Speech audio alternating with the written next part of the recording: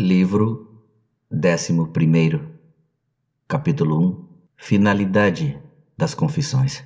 Porventura, Senhor, Tu que és eterno, ignoras o que te digo, ou não vês no tempo o que se passa no tempo?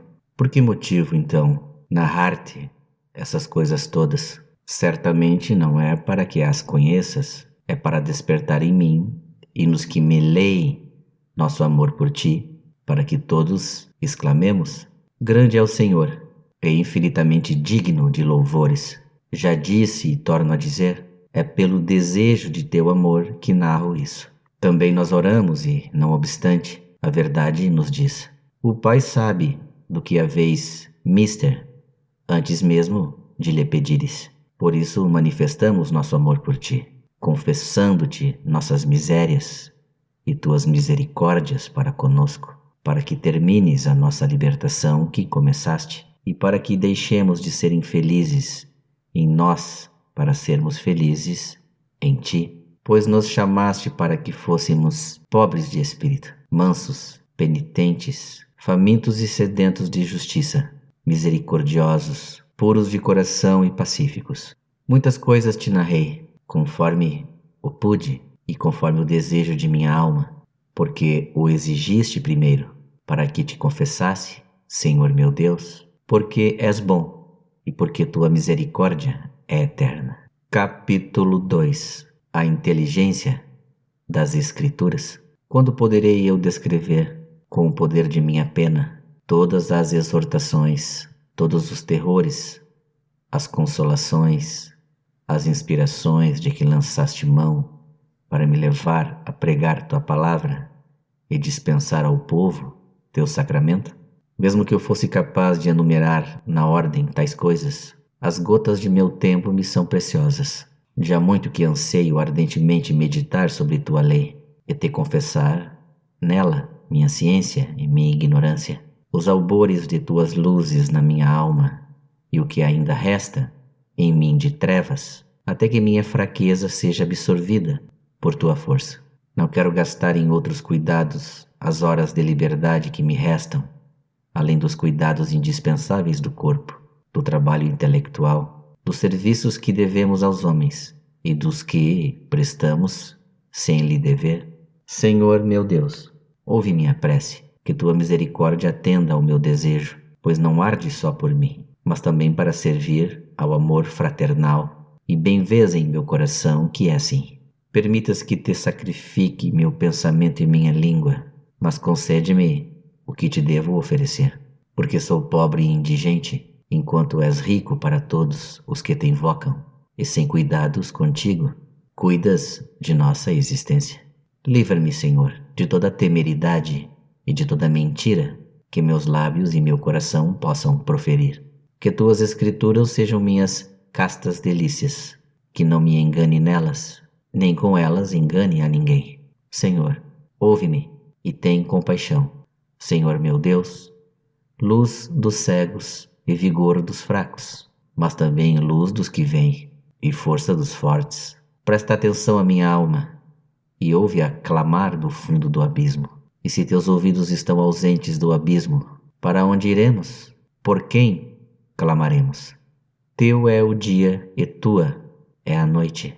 Há um aceno do teu querer, os minutos voam. Concede-me o tempo para meditar nos mistérios de tua lei, e não a feche para os que lhe batem à porta. Não foi em vão que quiseste fossem escritas tantas páginas de obscuros segredos. Porventura, estes bosques não terão seus servos, que ali se abrigam, se alimentam, que aí passeiam, descansam e ruminam? Ó Senhor, aperfeiçoe-me e revela-me o sentido desses mistérios. Tua palavra é minha alegria, tua voz está acima de todos os prazeres. Concede-me o que amo, porque ando enamorado, e amar é um dom que me concedeste. Não abandone teus dons, nem deixe de regar tua erva sedenta. Te exaltarei por tudo que descobrir em teus livros, que eu ouça a voz de teus louvores. Faz que eu me inebrie de ti, e que eu contemple as maravilhas de tua lei. Desde o começo dos tempos, quando fizeste o céu, a terra, até que partilharemos do reino do perpétuo de tua cidade santa. Senhor, sem piedade de mim, ouve meu desejo. Julgo que não desejo nada da terra, nem ouro nem prata, nem pedras preciosas, nem belas roupas, nem honrarias, nem prazeres carnais, nem de coisas necessárias ao corpo de nossa peregrinação desta vida. Tudo, aliás, nos é dado por acréscimo, quando procuramos o teu reino e tua justiça. Vê, meu Deus, de onde nasce meu desejo. Os ímpios contaram-me suas alegrias, mas esses prazeres não são como os proporcionados por tua lei. É ela que inspira meu desejo. Olha, ó Pai, olha e vê, e aprova. Queira tua misericórdia que eu encontre graça diante de ti, e que os arcanos secretos de tuas palavras se abram a meu espírito, que bate às suas portas. Isso eu te suplico por nosso Senhor, Jesus Cristo, teu Filho, aquele que está sentado à tua direita, o Filho do homem, a quem estabeleceste como mediador entre nós e ti. Por ele nos procuraste, quando não te procurávamos, e nos procuraste para que te buscássemos. Em nome de teu Verbo, por quem criaste todas as coisas, e a mim, entre outras, de teu Filho unigênito, por quem chamaste à adoção o povo dos crentes, no qual também estou. Eu te conjuro por aquele que está sentado à tua direita e que intercede por nós, no qual estão ocultos todos os tesouros da sabedoria e do conhecimento que procuro em teus livros. Moisés escreveu a respeito. Isto diz ele, isto diz a verdade. Capítulo 3. O que disse Moisés? Concede-me, Senhor, que eu ouça e compreenda, como no princípio criaste o céu e a terra. Moisés assim o escreveu e partiu deste mundo, para onde lhe falaste, para junto de ti, e já não está presente para nós. Se estivesse aqui, detê-lo-ia e dele indagaria, em teu nome, o sentido de tais palavras, e absorveria com atenção as palavras que brotassem de sua boca. Se me falasse em hebraico, em vão sua voz bateria em meus ouvidos, e nenhuma ideia chegaria à minha mente. Mas se me falasse em latim, eu compreenderia suas palavras. Mas como saberia eu se ele dizia a verdade? E posto que eu soubesse, sabê-lo-ia por seu intermédio? Não, mas seria dentro de mim, no íntimo recesso do pensamento, que a verdade, que nem é hebraica, nem grega, nem latina, nem bárbara, sem auxílio de lábios ou de língua, sem ruído de sílabas, me diria: ele fala a verdade. E eu, imediatamente, com a certeza da fé, diria àquele teu servo: tu dizes a verdade. Mas, como não posso consultar a Moisés, é a ti, ó verdade, cuja plenitude ele possuía quando enunciou tais palavras. É a ti, meu Deus, que dirijo a minha súplica. Perdoa meus pecados. Concedeste que um servo dissesse essas coisas. Faze agora com que eu as compreenda. Capítulo 4. O céu e a terra. Existem, pois, o céu e a terra, e clamam que foram criados, mediante de suas transformações e mudanças, mas o que não foi criado em sua forma definitiva, e todavia existe, nada pode conter que antes já não existisse em sua forma potencial. E nisso consiste a mudança e a variação. Proclamam também os seres que não foram criados por si mesmos. Existimos porque fomos criados. Não existíamos antes, de modo que pudéssemos criar a nós mesmos. E essa voz é a voz da própria evidência. És tu, Senhor, quem os criaste. E porque és belo, eles são belos. Porque és bom, eles são bons. Porque existes, eles existem. Mas tuas obras não são belas, não são boas, não existem de modo perfeito como tu, seu Criador.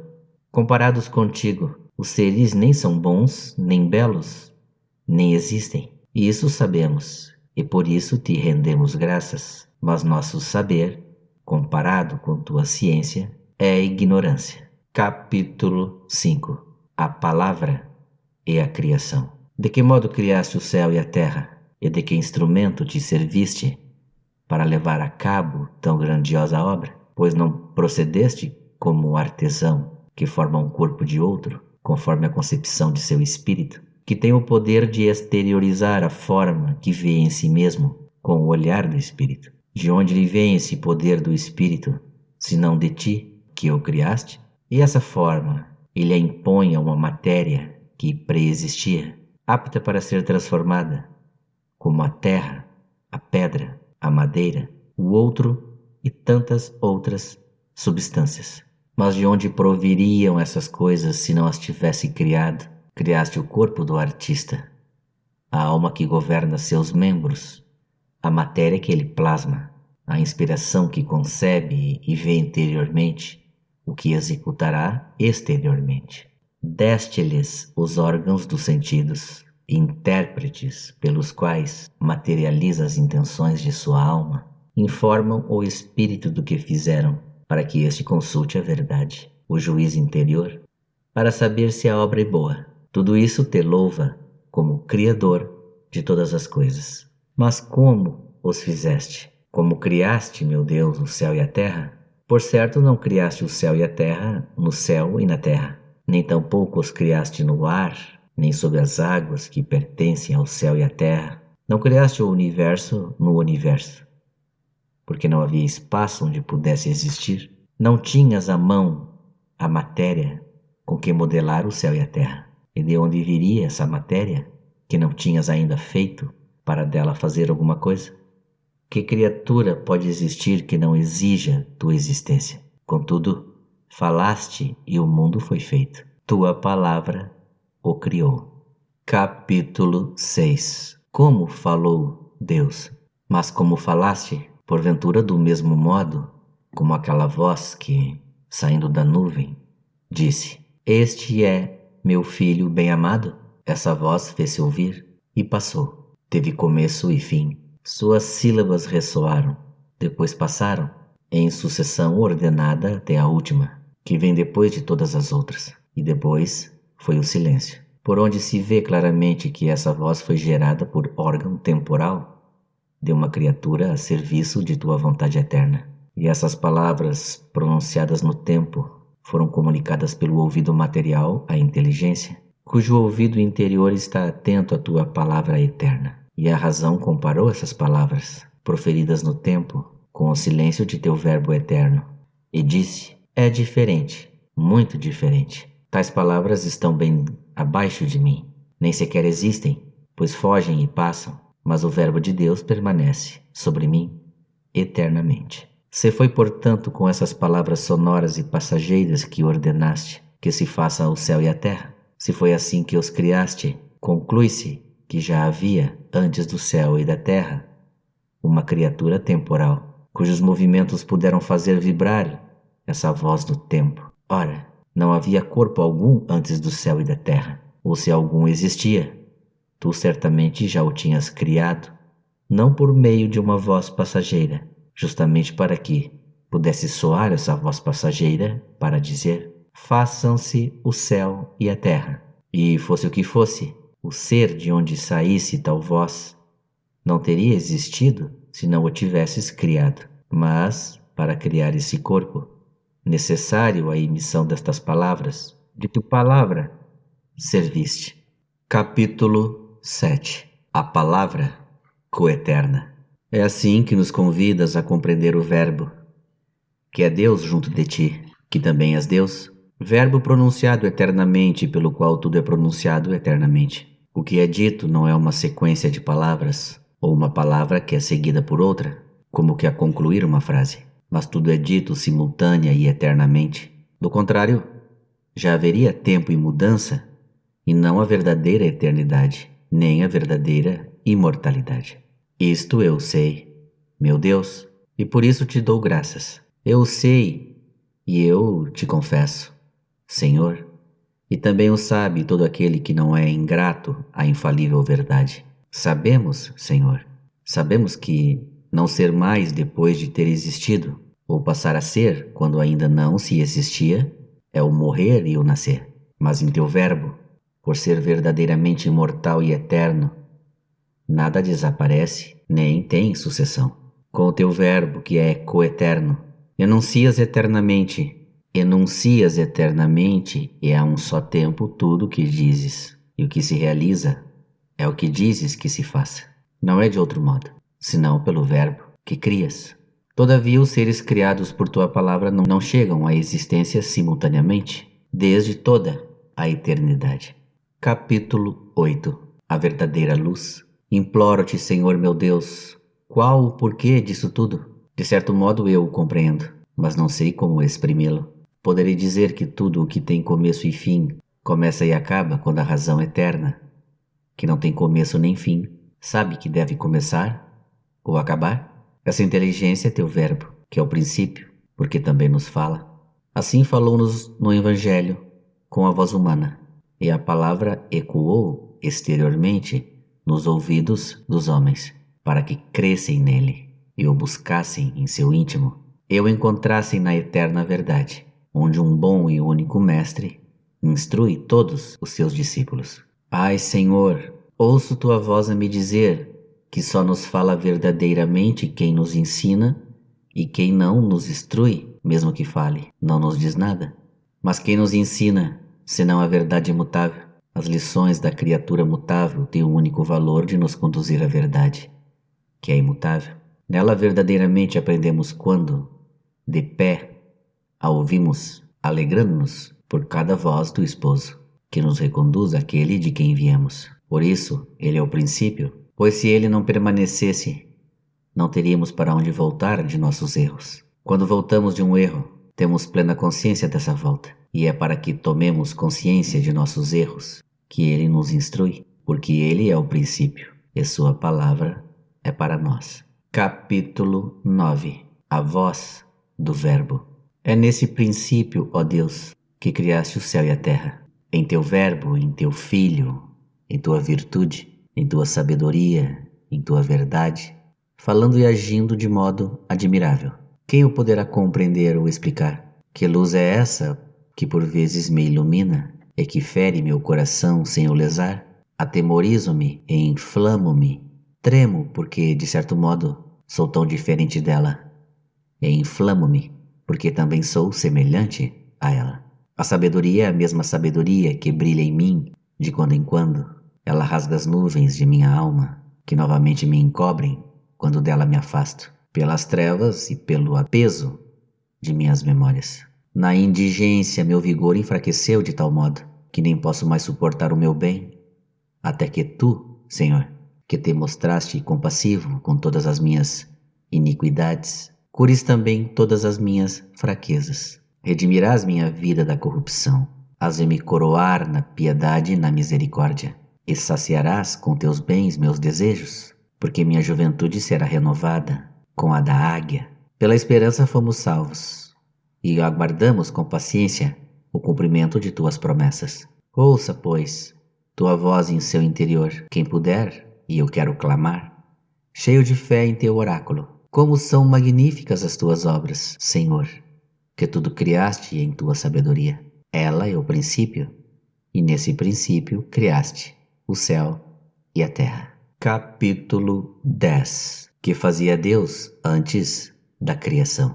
Com certeza ainda estão cheios do erro do velho homem os que nos dizem: que fazia Deus antes de criar o céu e a terra? Se estava ocioso, se nada fazia, por que não continuou a se abster sempre de qualquer ação? Se em Deus apareceu um movimento novo, uma vontade nova de dar o ser ao que ainda não tinha criado, como falar de uma verdadeira eternidade se nela nasce uma vontade que não existia antes? Mas a vontade de Deus não é uma criatura.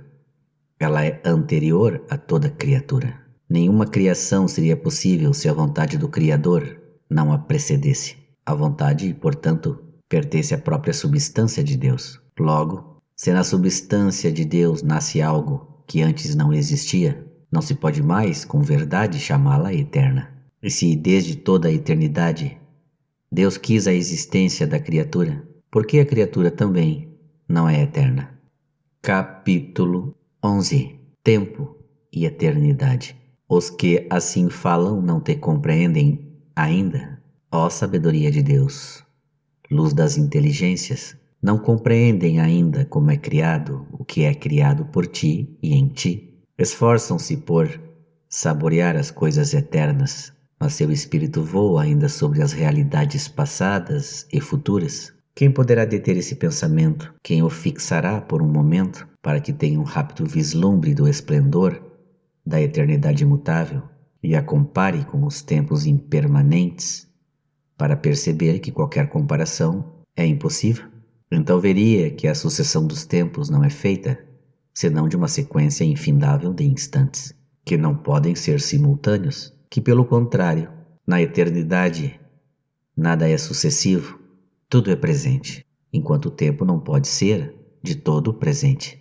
Veria que todo o passado é repelido pelo futuro, que todo o futuro segue o passado, que tanto o passado como o futuro tiram seu ser e seu curso daquele que é sempre presente.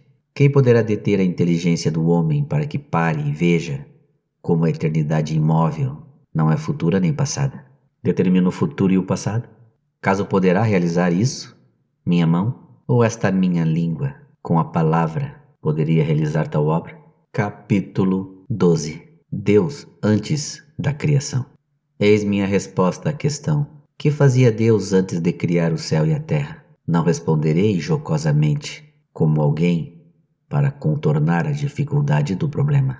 Preparava o inferno para os que perscrutam esses mistérios profundos. Uma coisa é compreender e outra é brincar. Não, essa não será minha resposta. Prefiro dizer: não sei, pois de fato não sei, que ridicularizar quem faz pergunta tão profunda, ou louvar quem responde com sofismas. Mas eu digo que tu, meu Deus, és o Criador de toda criatura. E se por céu e terra se entende toda criatura, não temo afirmar: antes que Deus criasse o céu e a terra, nada fazia. De fato, se tivesse feito alguma coisa, o que poderia ser senão uma criatura?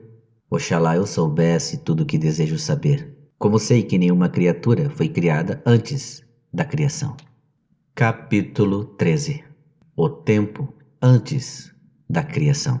Se algum espírito liviano, vagando por tempos imaginários anteriores à criação, se admirar que o Deus Todo-Poderoso, tu que criaste e conservas todas as coisas, ó Autor do céu e da terra, tenha te mantido inativo até o dia da criação, por séculos sem conta, que este desperte e tome consciência do erro que gera sua admiração. Como, pois, poderiam transcorrer os séculos se tu, Criador, ainda não os tinha criado? E poderia o tempo fluir se não existisse? E como poderiam os séculos passar se jamais houvessem existido? Portanto, como és o Criador de todos os tempos, se é que houve algum tempo antes da criação do céu e da terra, como se pode afirmar que ficaste ocioso, pois também criaste esse mesmo tempo, e este não poderia passar antes que o criasses. Se, porém, antes do céu e da terra não havia tempo algum, por que perguntam o que fazias então? Não poderia haver então, se não existia o tempo. Não é no tempo que és anterior ao tempo. De outro modo, não precederias a todos os tempos. Precedes, porém, a todo o passado, na altura de tua eternidade sempre presente. Dominas todo o futuro porque está por vir, e que, quando chegar, já será passado. Contudo, tu és sempre o mesmo, e teus anos não passam jamais. Teus anos não vão nem vêm, mas os nossos vão e vêm, para que todos possam existir. Teus anos existem simultaneamente, pois não fluem, não passam, não são expulsos pelos que vêm, porque não passam. Os nossos, ao contrário, só existirão todos quando não mais existirem. Teus anos são como um só dia, e teu dia não é uma repetição cotidiana. É um perpétuo hoje, porque teu hoje não cede lugar ao amanhã, e nem sucede ao ontem. Teu hoje é a eternidade. Por isso geraste um filho coeterno, a quem disseste: hoje te gerei.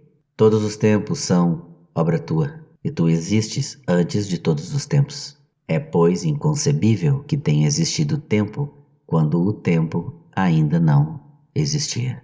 Capítulo 14. Que é o tempo? Não houve, pois, tempo algum em que nada fizesses, pois fizeste o próprio tempo. e nenhum tempo pode ser coeterno contigo, pois és imutável. Se o tempo também o fosse, não seria tempo. Que é, pois, o tempo? Quem poderia explicá-lo de maneira breve e fácil? Quem pode concebê-lo, mesmo no pensamento, com bastante clareza para exprimir a ideia com palavras? E, no entanto, haverá noção mais familiar e mais conhecida, usada em nossas conversações? Quando falamos dele, certamente compreendemos o que dizemos. O mesmo acontece quando ouvimos alguém falar do tempo. Que é, pois, o tempo? Se ninguém me pergunta, eu sei, mas se quiser explicar a quem indaga, já não sei. Contudo, afirmo com certeza e sei que se nada passasse, não haveria tempo passado. Que não se houvesse os acontecimentos, não haveria tempo futuro. E que se nada existisse agora, não haveria tempo presente. Como então pode existir esses dois tempos, o passado e o futuro? Se o passado já não existe e se o futuro ainda não chegou. Quanto ao presente, se continuasse sempre presente e não passasse ao pretérito, não seria tempo, mas eternidade. Portanto, se o presente, para ser tempo, deve tornar-se passado, como podemos afirmar que existe, se sua razão de ser é aquela pela qual deixará de existir? Por isso, o que nos permite afirmar que o tempo existe é a sua tendência para não existir. Capítulo 15. Tempo longo, tempo breve. No entanto, dizemos que o tempo é longo ou breve, o que só podemos dizer do passado e do futuro. Chamamos longo, digamos, os 100 anos passados, e longo também os 100 anos posteriores ao presente. Um passado curto para nós seriam os 10 dias anteriores a hoje, e breve futuro, os 10 dias seguintes. Mas como pode ser longo ou curto que não existe? O passado não existe mais, e o futuro não existe ainda. Por isso não deveríamos dizer, o passado é longo, mas o passado foi longo, e o futuro será longo. Senhor, que és a minha luz, tua verdade não escarnecerá também nisso o homem? Esse tempo passado foi logo quando já havia passado, ou quando ainda estava presente? Porque ele só podia ser longo enquanto existia alguma coisa que pudesse ser longa. Mas uma vez passado, não existia mais, donde se conclui que não podia ser longo, porque já deixara de existir. Não digamos, portanto, o tempo passado foi longo, pois não encontraremos nada que pudesse ter sido longo. Uma vez passado não existe mais. Mas, digamos, o tempo presente foi longo, porque só era longo enquanto presente. Ainda não havia passado, ainda não havia deixado de existir, e por isso era susceptível de ser longo. Mas logo que passou, deixou de ser longo, porque cessou de existir.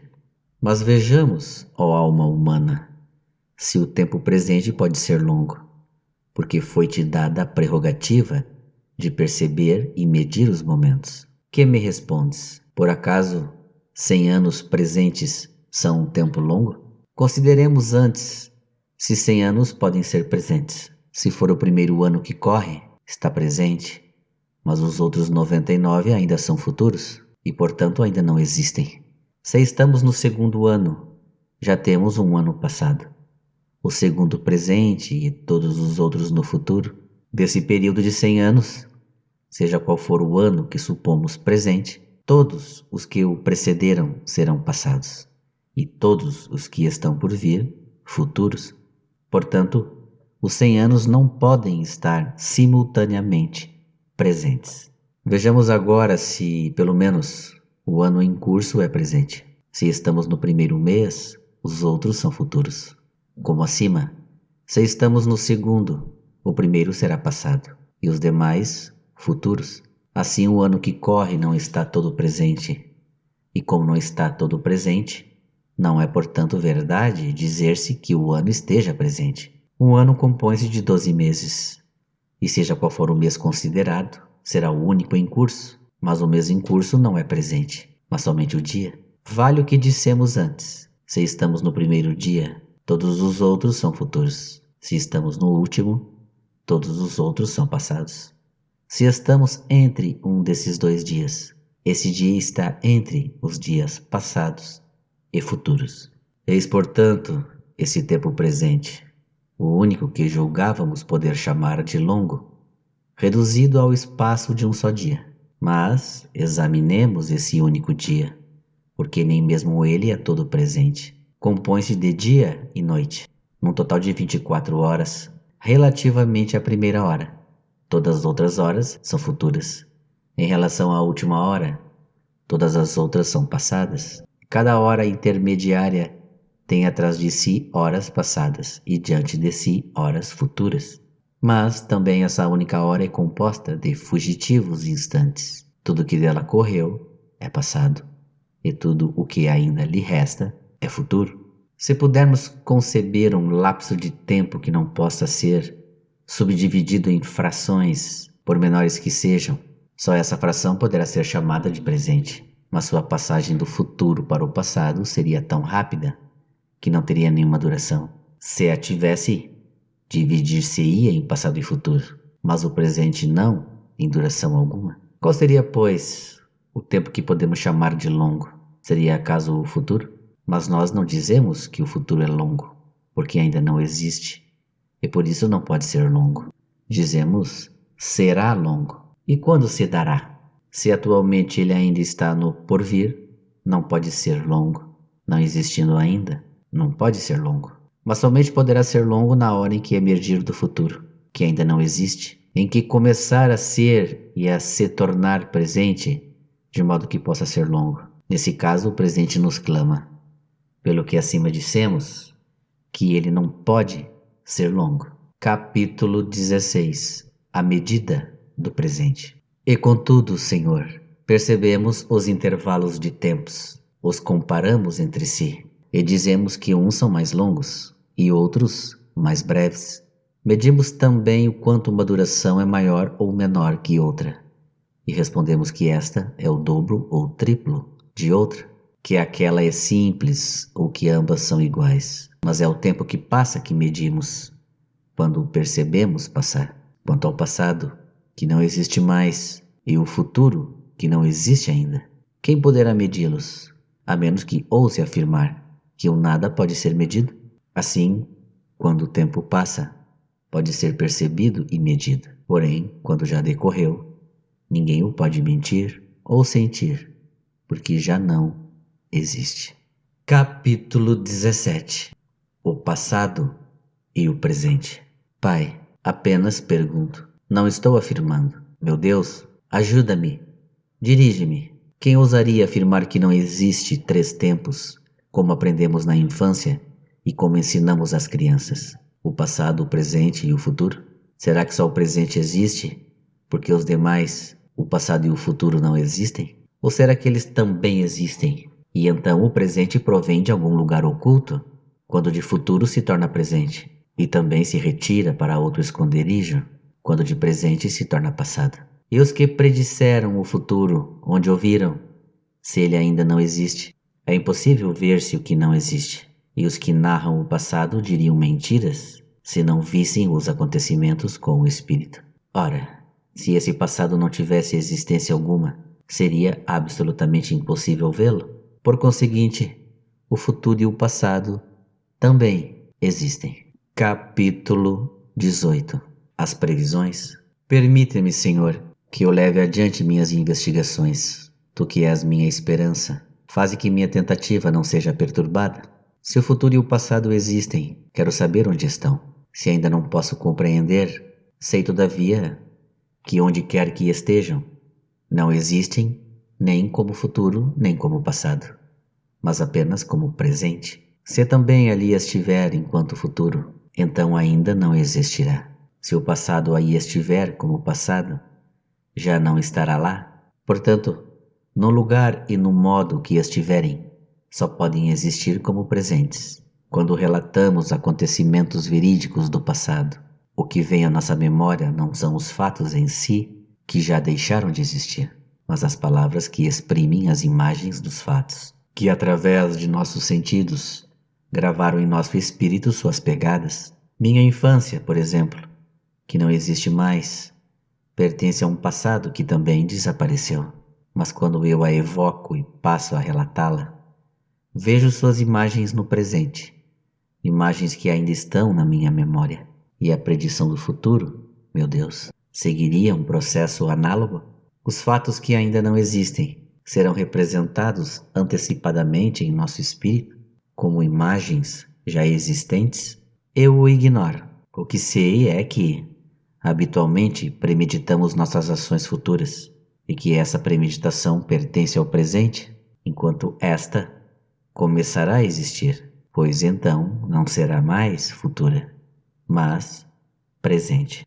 Seja qual for a natureza desse misterioso pressentimento do futuro, o certo é que apenas se pode ver aquilo que existe. Ora, o que já existe não é futuro, mas presente. Quando se diz que se vê o futuro, o que se vê não são os fatos futuros em si, que ainda não existem, porque são futuros, mas suas causas, ou talvez sinais prognósticos, causas e sinais que já existem. Estes não são, pois, futuros, mas presentes para os que as veem, e é graças aos vaticínios que o futuro é concebido pelo Espírito e profetizado. Esses conceitos já existem, e os que predizem o futuro veem-nos presentes em si mesmos. Gostaria de apelar para um exemplo tomado entre os muitos possíveis. Vejo a aurora e prognostico o nascimento do sol. O que vejo é presente. O que anuncio é futuro.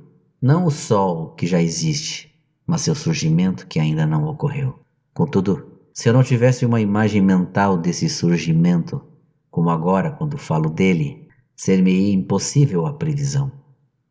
Mas essa aurora que vejo não é o nascimento do sol, embora o preceda, nem o é tampouco a imagem que trago em meu espírito. As duas coisas estão presentes, eu as vejo, e assim posso predizer o que vai acontecer.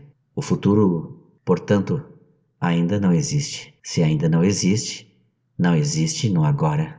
E se não existe, não pode ser visto de modo algum, mas pode ser prognosticado pelos sinais presentes, que já existem e podem ser vistos.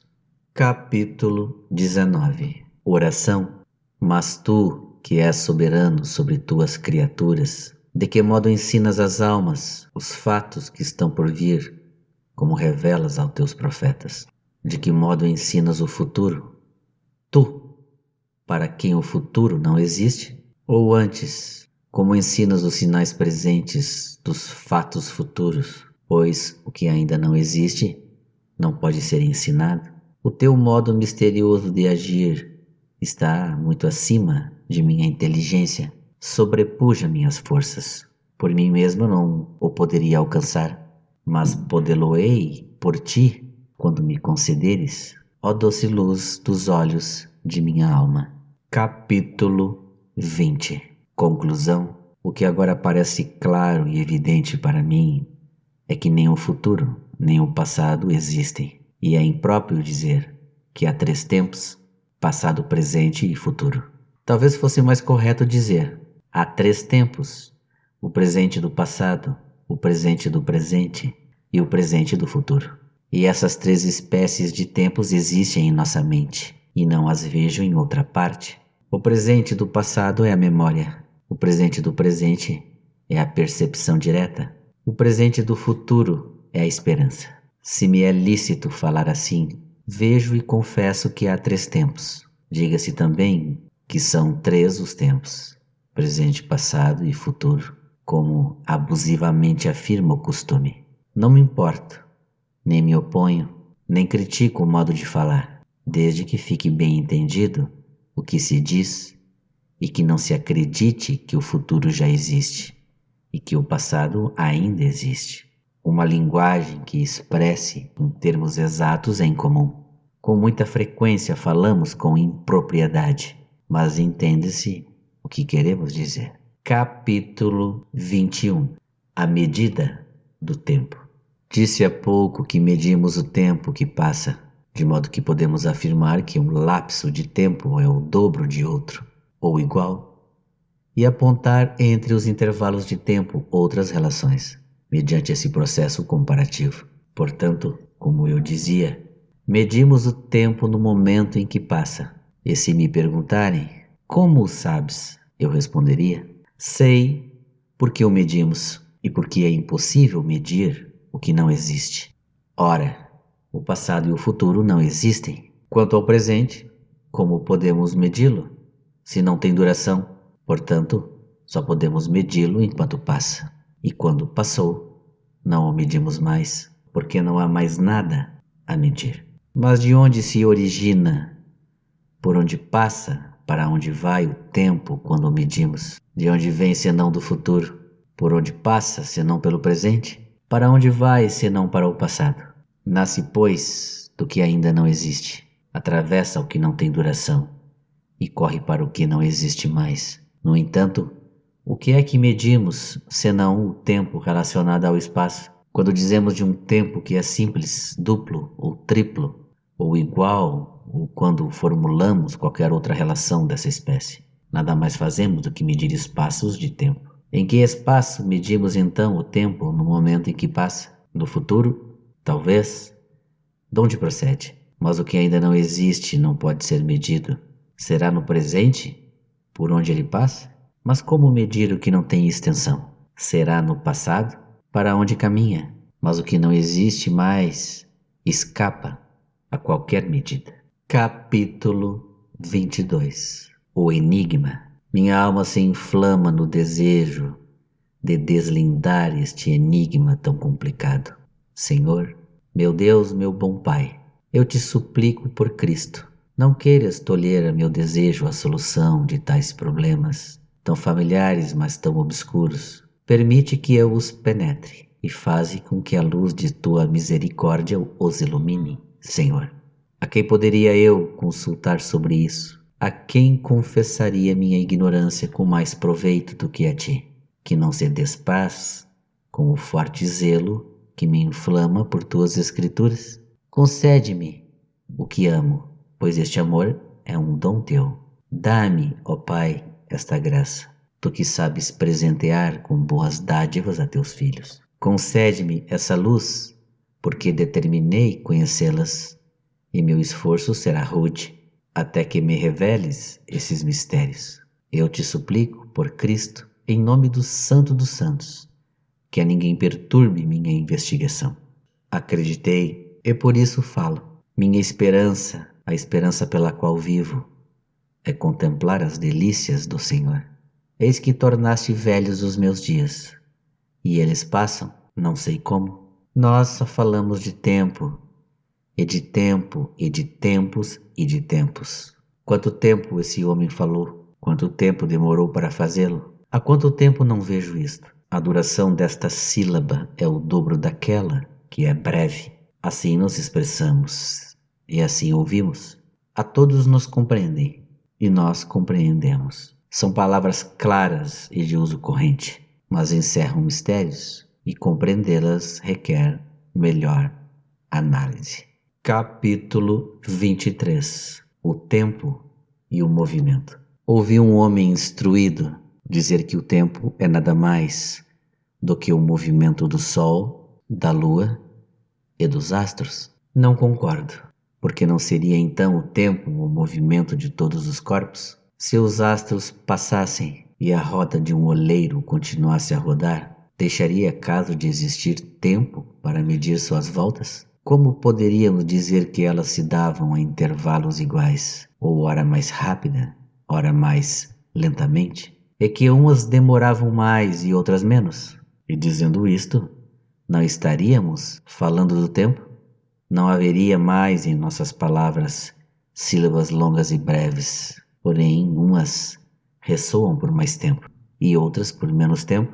E tu, Deus, concede aos homens que percebam, que reconheçam neste modesto exemplo o que as coisas grandes e pequenas têm em comum.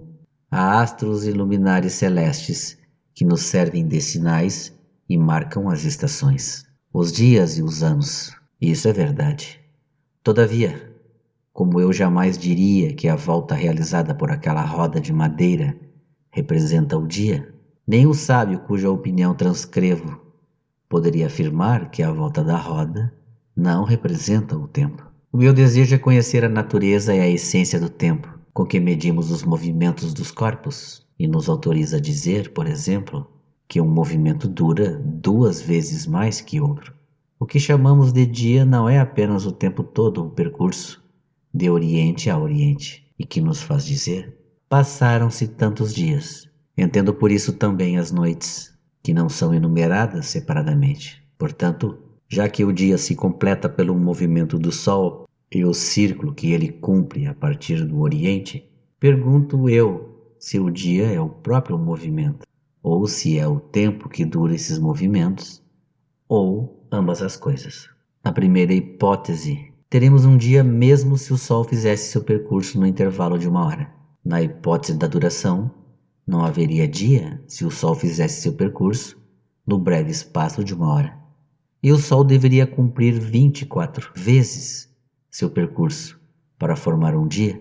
Diremos então que o movimento do Sol e a duração desse movimento é que fazem o dia?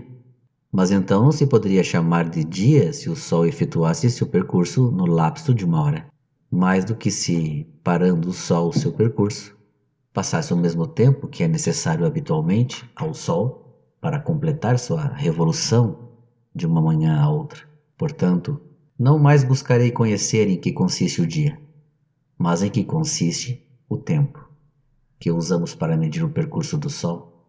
Usando tal medida, diríamos que o Sol gastara em seu giro a metade do tempo habitual. Se eu tivesse completado em um lapso de 12 horas, e comparando essas duas durações, diríamos que uma é o dobro da outra, mesmo que o Sol demorasse umas vezes o tempo simples, outras o tempo duplo, para ir de Oriente para Oriente. Ninguém, portanto, me diga que o tempo é o movimento dos corpos celestes. Quando a oração de um homem fez parar o Sol para concluir vitoriosamente a batalha, o Sol estava imóvel, mas o tempo caminhava.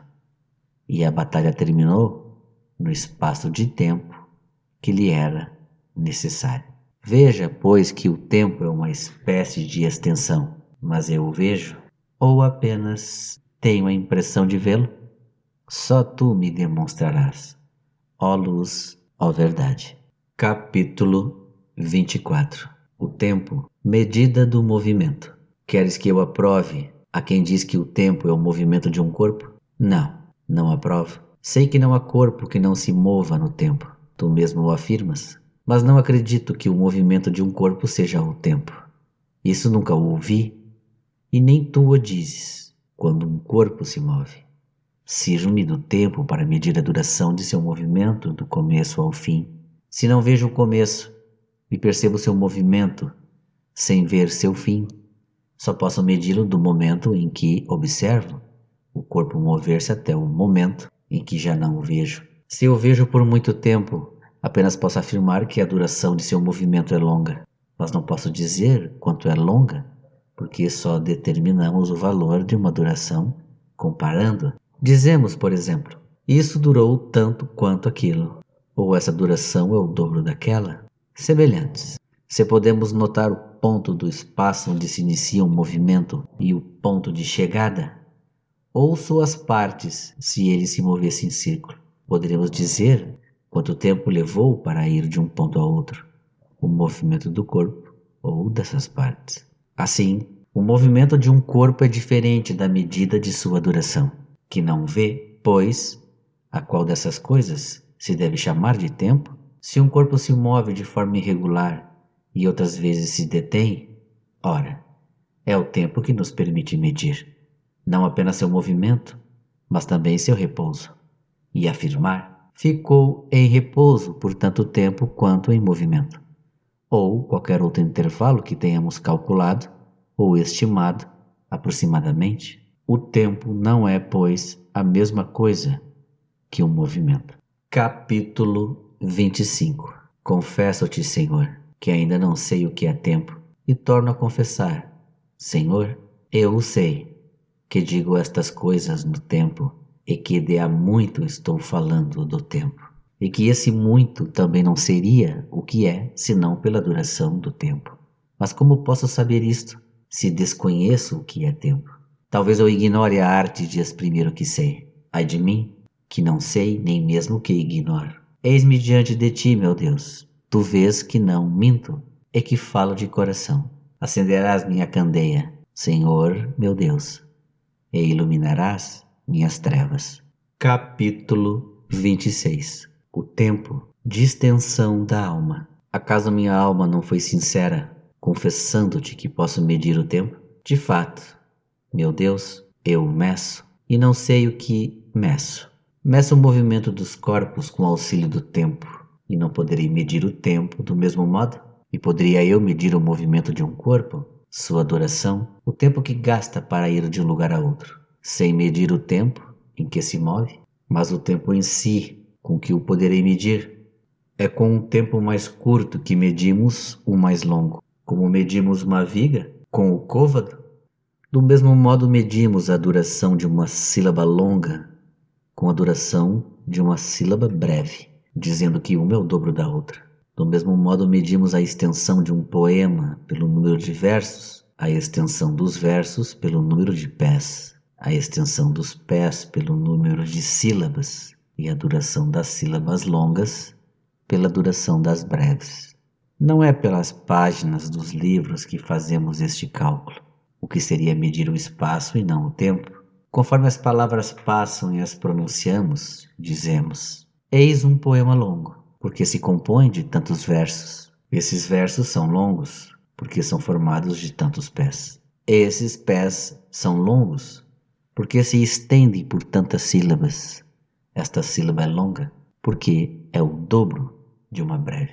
Todavia, não conseguimos uma medida exata do tempo. Pode acontecer que um verso mais curto, se pronunciado mais lentamente, se estenda por mais tempo que um verso mais longo recitado depressa. O mesmo acontece com um poema, um pé, uma sílaba. Por esse motivo é que o tempo me pareceu não ser nada mais que uma extensão.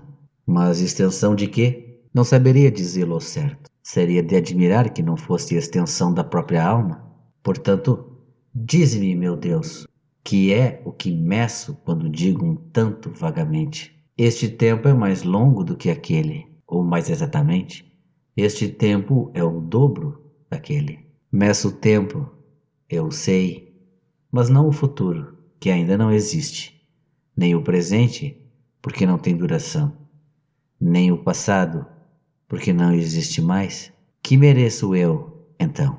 Acaso o tempo que passa e não o tempo passado, como disse acima? Capítulo 27. A medida do passado. Insiste, ó minha alma, e presta grande atenção.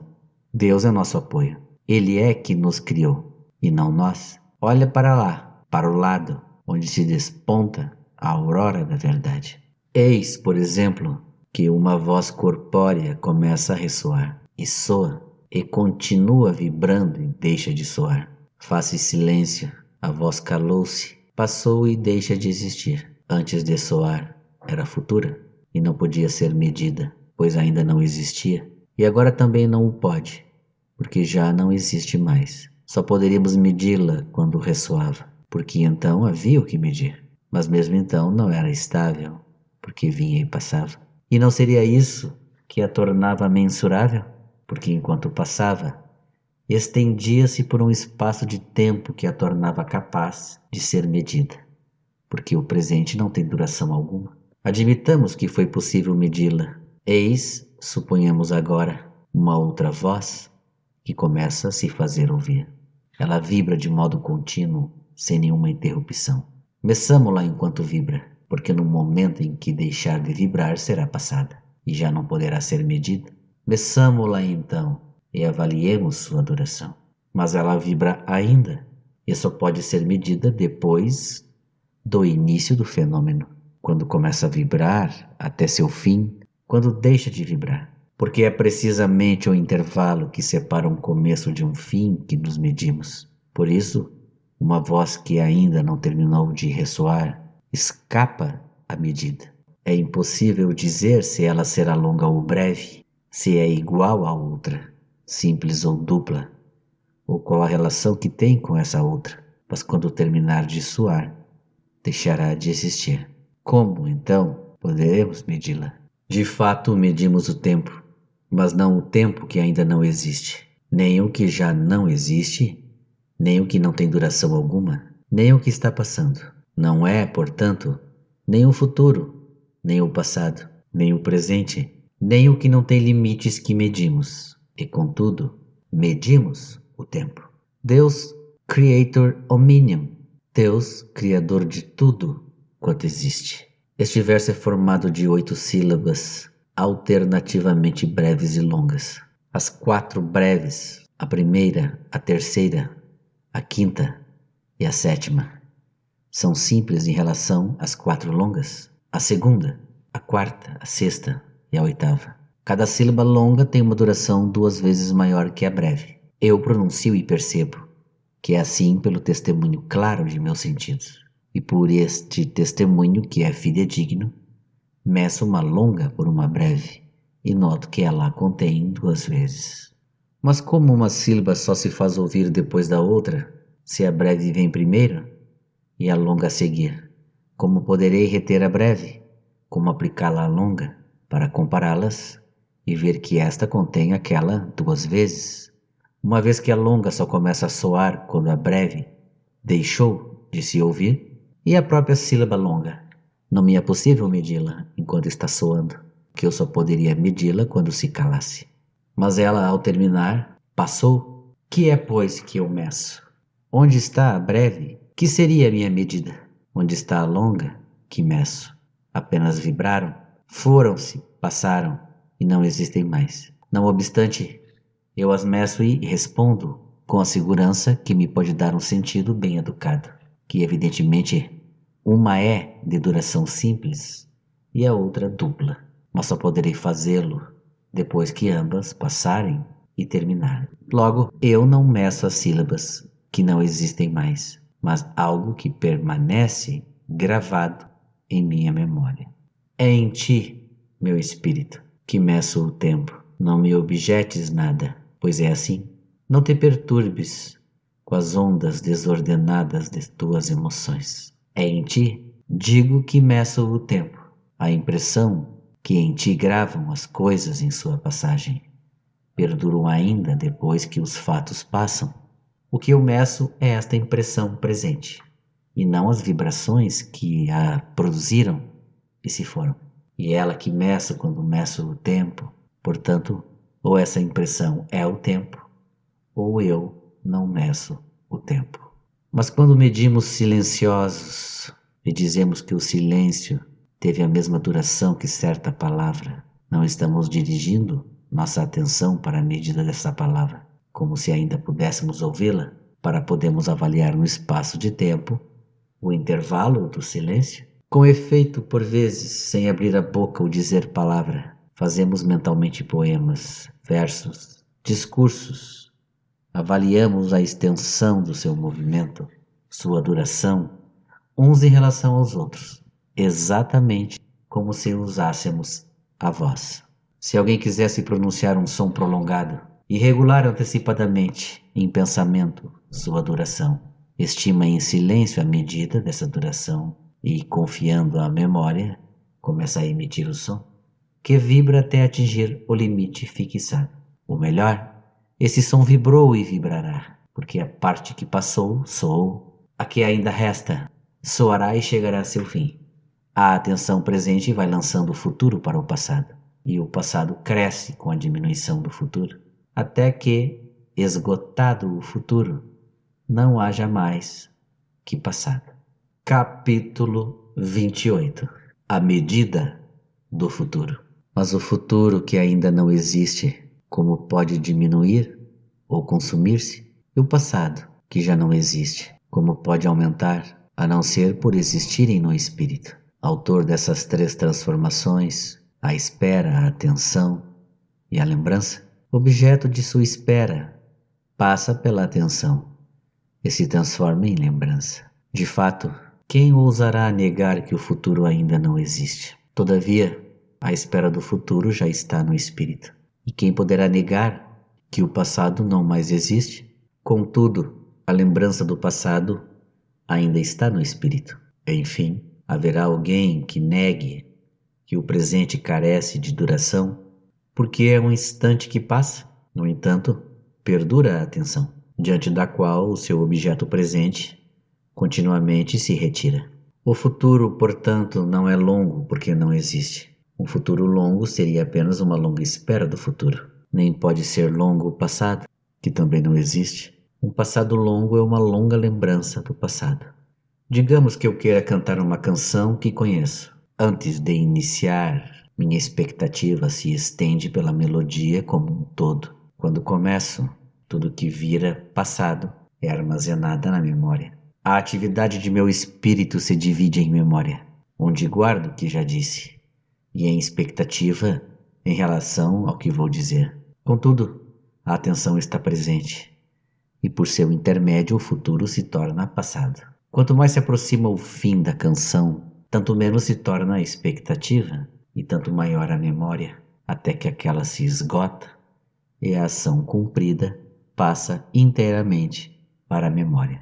E o que acontece com a canção tomada em seu conjunto também ocorre com cada uma de suas partes, com cada sílaba, e também acontece com uma ação mais longa, da qual essa melodia talvez faça parte. O mesmo acontece com toda a vida do homem, da qual seus atos são partes. Sucede, enfim, com toda a história dos filhos do homem, da qual cada existência é apenas uma parte.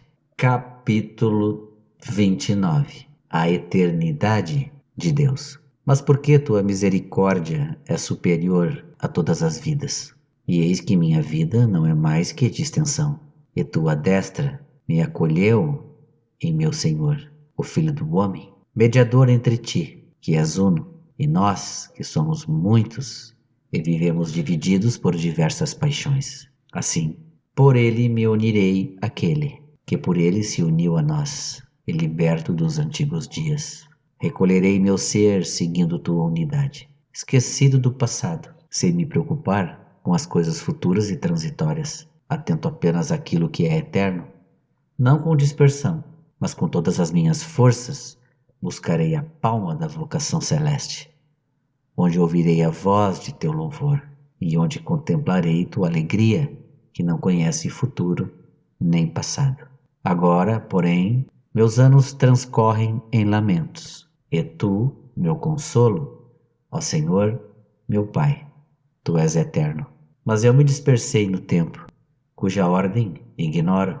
Tumultuosas vicissitudes despedaçam meus pensamentos, entranhas de minha alma, até o dia em que, purificado pelo fogo de teu amor, me una a ti. Capítulo 30.